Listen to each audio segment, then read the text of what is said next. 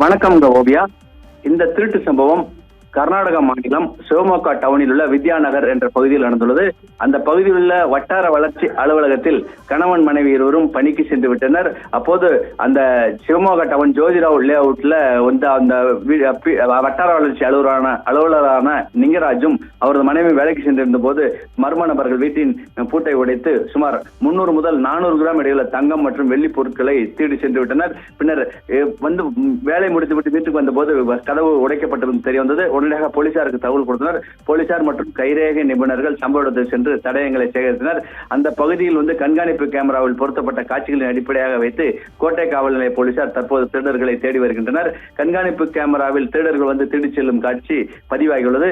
இதன் அடிப்படையில் கோட்டை போலீசார் தற்போது அந்த திருடர்கள் எந்த வழியில் சென்றனர் என்பது குறித்து தொடர்ந்து ஆய்வு மேற்கொண்டு வருகின்றனர். பல லட்சம் மதிப்புள்ள தங்க நகைகளை அரசு அதிகாரிகள் வீட்டிலே திருடர்கள் புகுந்து திருடி சென்றது பெரும் பரபரப்பை உண்டு பண்ணியுள்ளதுங்க ஓவியா.